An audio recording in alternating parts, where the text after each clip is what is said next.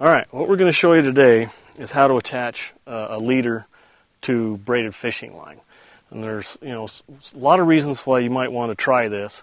The reason why I do it is because for drop shotting. Okay, and I use braided line.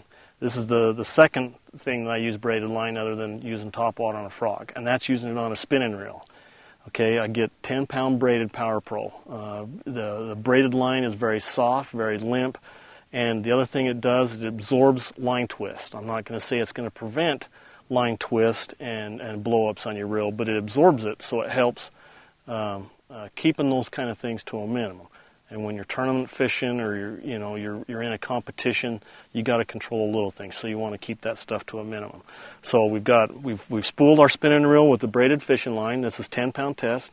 And you've got to match the diameter. You got to pay attention to the diameter of your braid to the diameter of your leader. And the leader we're going to use today with this 10-pound braid is a 6-pound Sugoi fluorocarbon. Now, 8-pound will work because an 8-pound is really pretty close to about the same diameter. This 6-pound test is just a hair smaller. You can feel it. And what we're going to tie here is a surgeon's knot. Initially, you got to do is you put your leader and your braided fishing line, just lay them together, and then you're going to take them, give yourself a little bit of room. We're talking 6 to 8 inches here on the two ends together. You don't want to make it too big because then your knots don't pull together. And then what you're going to do is you're going to tie pretty much just a basic overhand knot.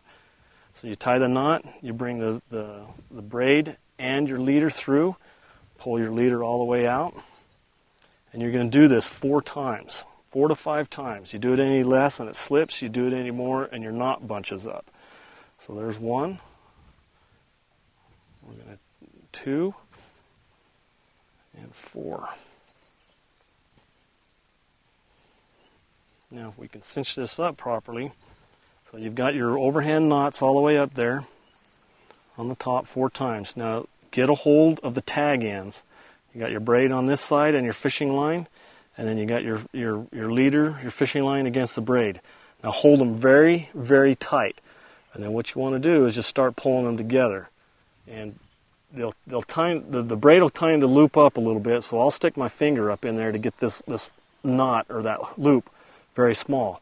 And then I'll just pull them up and you pull them together and you've got your knot. And that is called a surgeon's knot, and it is very strong, and your knot will generally not break.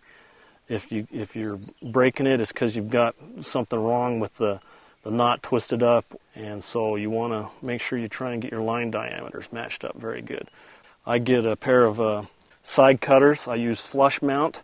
If you go into electronic shop and tell them you want some flush mount cutters that are very sharp, that's what I like to do to trim this knot up.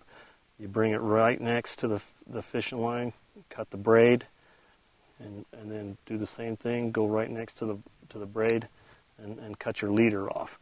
And then you've got this very small, compact knot that's going to go through your guides very smoothly.